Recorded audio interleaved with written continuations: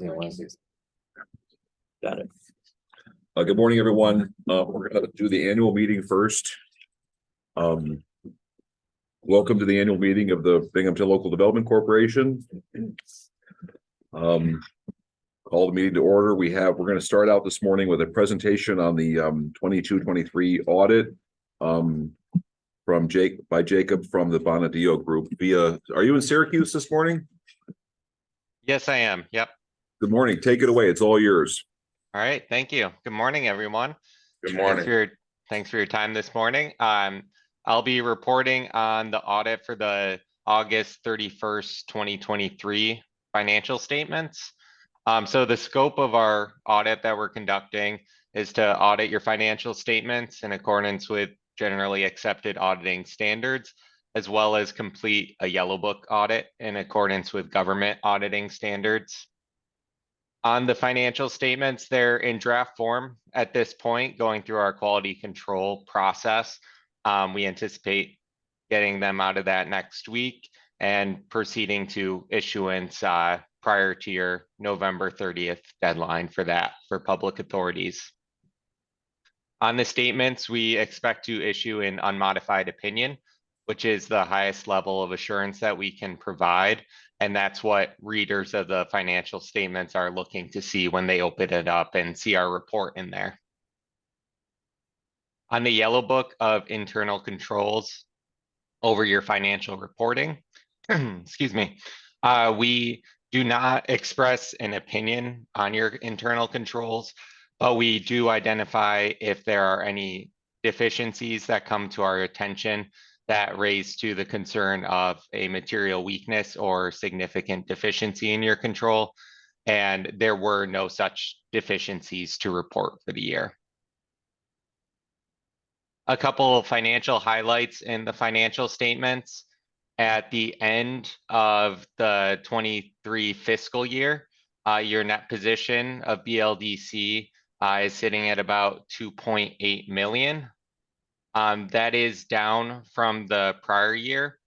The major changes are your total assets are down about $700,000 and cash is down about $1 million. The activities related to this primarily are the remittance again this year of some program income up to the city related to the CDBG program. That was $250,000 in the 23 fiscal year. And then $440,000 of property maintenance expenses, primarily the payment to Boscov's. On the cash side, some of that decrease in cash is also contributed by issuance of new loans of about $600,000, offset by repayments of principal on existing loans of $200,000. As part of the audit, we also have some other required communications each year that I'm required to give to you. First is on any significant estimates contained in the financial statements. The primary estimates included are the valuation of your property held for sale and collectability of loans receivable. As for the audit and how it went, we had no difficulties in performing the audit, and we had no difficulties working with management or disagreements on any accounting matters. So thanks to Chuck to help us get through this as he does every year. Lastly, there's a third letter that you would have received last year as well about Section 2925 of the Public Authorities Law. That just speaks to additional requirements and reporting that are required if an organization that's a public authority has certain investments. Nothing held by the BLDC at this time meets those requirements. So there is no requirement for that. We just like to bring it to your attention in case you ever were to enter into any such investments. Does anyone have any questions for me on the financial statements or any of the reporting at this point? Jacob, do you have an issue if I sent out all the draft statements to everybody? That's fine on the board, yeah. Okay.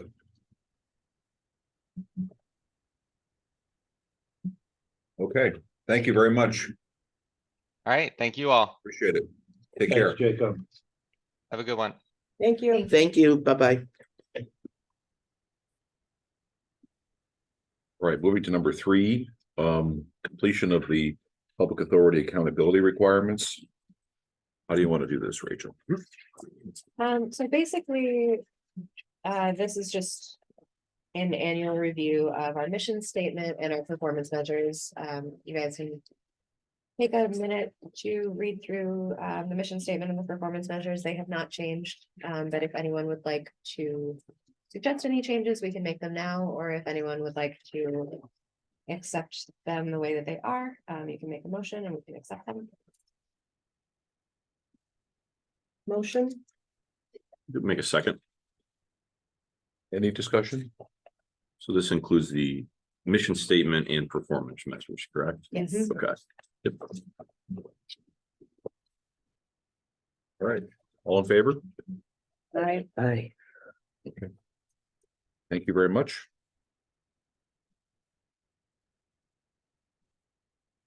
The other thing listed in this section is the annual board evaluation and the conflict of interest disclosure and the other disclosures that I sent around via email. If you guys have them, I can take them. If not, I have extra copies and we can just get them signed before you leave because those also go into Paris December 1st. Great. So you have copies? Yes, here? I have hard copies over here. I can, after the meeting, I can Okay, disperse great. them to everyone who needs them. So moving on to new business, we have a slate of officers and committee membership. And this is the same as it was for this year. So if anyone would like to make any changes, we can make those changes now. If not, we can accept it the way that it is.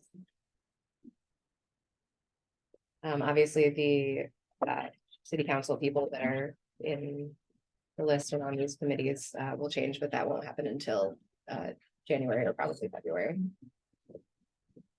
I think we have a vacant in finance. Would you like to join the finance committee?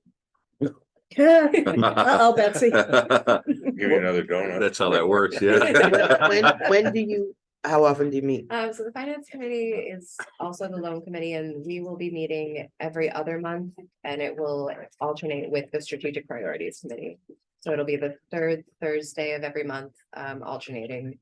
So At 10 o'clock. at 10 o'clock, yeah.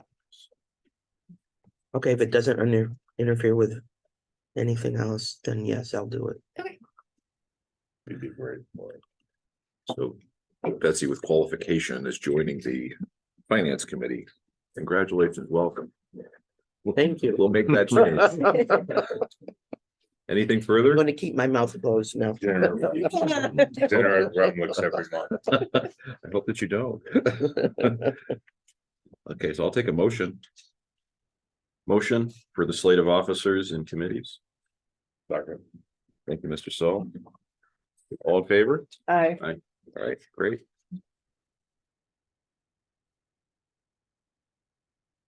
And did we do 24/5 yet? Yes, I think we did it. We did a little bit out of order, but that was accepting the performance measures. Okay, so we did that. Okay, so motion for adjournment. Thank you, Mayor. Make a motion for the annual meeting. All right, thanks, everybody. Here. All right. Record time. Okay, so let's move on to the second meeting this morning, which is the regular meeting of the Binghamton Local Development Corporation. All be in order. You should have minutes in front of you from the October 26th regular meeting. Take a motion whenever anyone's ready.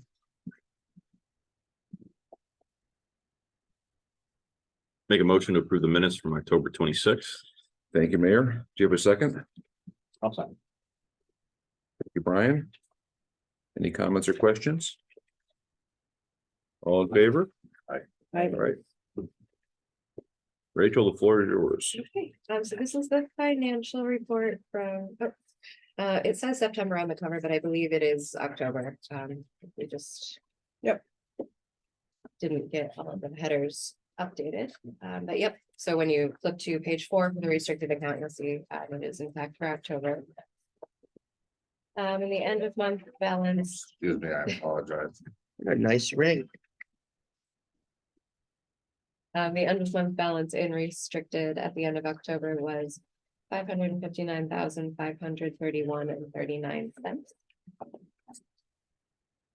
On the accounts receivable page, there is nothing outstanding. Hanahan is still reliably making payments. So we will skip to page 6 for the UDAG account. The end of month balance in UDAG is 689,874.89. And on the next page, you'll see the receivables. Nothing new happening in receivables. Everyone who has been paying has continued paying. No payoffs this month. So we'll skip to page 8 for the unrestricted account. No activity in the unrestricted account. Apart from a few expenses for the Columbus Day Parade, that will be being reimbursed by the city. Skipping to the Triad account, there was some activity in the Triad account. We got the pass-through payment for the EAP grant for SUNY Broom. So that came in from the state and we paid out to SUNY Broom so that they can run their grant, and we keep a 1% fee just for our administrative. There will be another payment. There's an additional payment for EAP coming in, and that'll be on next month's report. No activity in the veterans account. In the grant account, we received the Mudcat grant from Security Mutual that we receive every year. That grant will be transferred into the mayor's veterans account so that we can use it for veterans related projects. And then on the final page is the delinquency page. No changes in the delinquencies. So that means that effective at the end of October, the delinquency percentage of all loans not designated non-performing was 0.49. Question, when are we gonna write off DMR? What's going on with that? The mini micros. I'm not sure how we can actually do that. The large one, the 2 VMRs.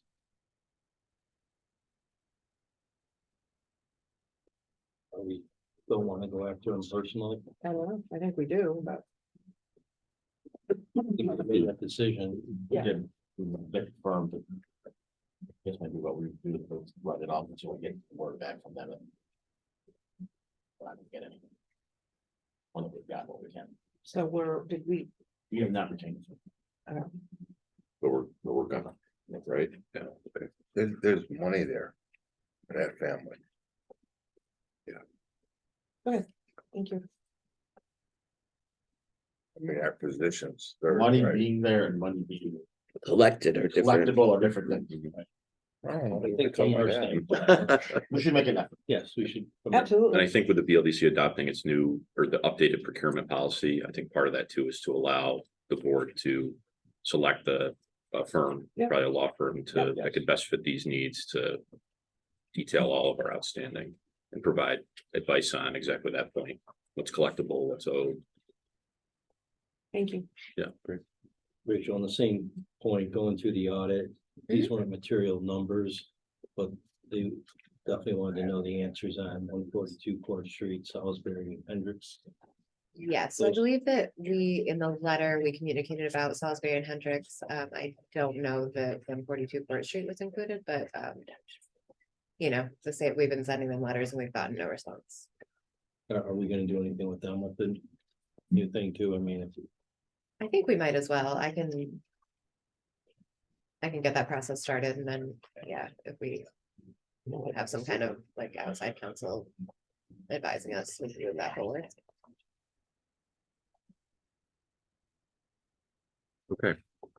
We have to approve this, or do we just report? Okay, great. Thank you, Rachel.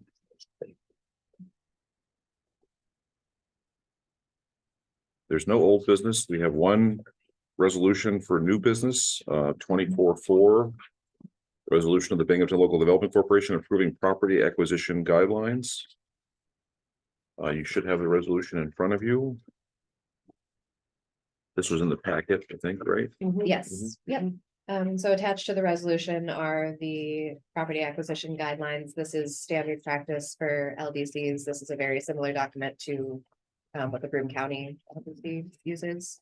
And this is one of the requirements that the ABO has for LDCs. So that's what we're doing. Great, thank you. Any questions or comments on this? We have a motion. Make a motion. Second. Thank you, Chuck. Thank you, Susan. All in favor? Aye. All right, thank you. Mayor, the floor is yours. Thank you. Lot going on in the city as it relates to economic development. Last week, actually election day, Sarah and myself presented to the REDC for the Binghamton DRI presentation for Clinton Street. We're competing against Elmira and Margarettsville. Elmira having already received a DRI award, and Margarettsville being probably more suited for other grant opportunities. I think we feel good about our chances, but our main message to the BLDC was, or excuse me, the REDC was not just that our plan is good, but that Binghamton, the city have the capacity to actually carry out and execute the plan. This is not something that'll sit on a shelf collecting dust, but we'll get projects funded, we'll have activity. We have the capacity with in-house engineers, planning, economic development staff, attorneys to actually get the money out the door. And I think that was very well received by the REDC, who across the state and certainly within the southern tier have seen DRI awards kind of go in mothballs. So we're very excited about that. Sarah did a great job in the presentation and answering a slew of questions from the REDC. Also coming up, I guess next week is Thanksgiving, right? As part of the Thanksgiving edition of the Press and Sun Bulletin, they're doing a feature on New Energy New York and the Tech Hub designation. So I know they spent a long time talking to university folks.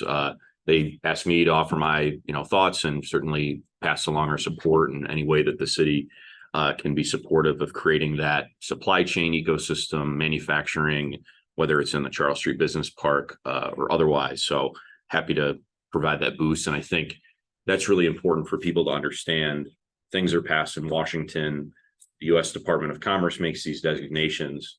What does it mean for a family of four who lives in the first ward? And so making that connection, and hopefully there'll be a lot of good news and highlighting Pair for You and New Energy New York. And they said it's the feature of the Thanksgiving edition, which includes all the Black Friday deals. So hopefully a lot of eyeballs on it, right? As mentioned with the resolution approving the property acquisition guidelines, the City Council in December is slated to approve consider the sale of 22 Charles Street, which is the former cogen plant from the city of Binghamton to the BLDC. This matches with some planning work that's being done between the city Economic Development Office and NYSERDA, who's paid for kind of a reuse analysis of the former cogen plant. It's a natural gas facility that can't ever really be restarted to be producing energy, but it's a really unique building with some unique assets, and especially its proximity to the rest of the Charles Street Business Park. It only makes sense for the BLDC to be the one that owns all of that property, both the Charles Street parcels as well as this parcel as well. I think it'll allow us to more nimbly move through approvals and access NYSERDA funding, other funding. So that will be probably coming to the BLDC at the December meeting following a city council approval. The last thing is regarding Boscov's. As we know, the BLDC is the owner of the Boscov's building. And I would say that an agreement is imminent between the BLDC, city, and Boscov's for a long-term lease extension and substantial unprecedented improvements to the building. We're still working on the final details, and we'll let the BLDC board know of pending, public announcements, but a combination of state and local partners as well as Boscov's. We've teamed up. This has been something I've been working on since the day I took office, and the culmination is coming very, very soon. So in short, we're going to secure the future of the largest, downtown retailer that our community has for a long period of time, as well as, get investments made into a really publicly owned building that whether Boscov's is there or not, has to have critical upgrades and upgrades that have been deferred for many, many years. So as I said, I will be communicating to the BLDC board as we move forward. This is a really exciting, we're on kind of the precipice of a very exciting announcement, and we'll make sure that the BLDC is there to celebrate. It's great. Congratulations. That's all I had. Super. Any questions for the mayor? All right, thank you. I have no updates of my own. I was going to steal some of your thunder, but I think that was a good idea, so. Anything else for the group this morning? Any other news? You want to share any news, Bear? No, good sourcing projects for the type of application. We need good projects to apply for money for. Like stuff in my backyard? Is that kind The program plan, Right, business park could be one. Oh, Yeah. perfect. nice. There we go. What other This- projects? Hmm? Give us some more ideas of other projects. Sites, infrastructure, manufacturing space, workforce development, innovation. You have a list I can send you. Is there a deadline for this?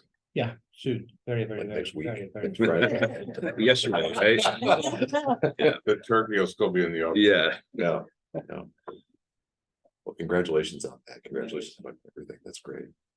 Very exciting. I know it was a highly coveted designation. Yes, A lot of communities applied, and we're one of, it was 31, I think we're one of 31 across the country. It's great. All right, But now we need to use it. right? yes. That's right. all right. Motion for adjournment? Okay. I'll make a motion. Thank you, Mayor. Betsy gets the second. Thank you all very much.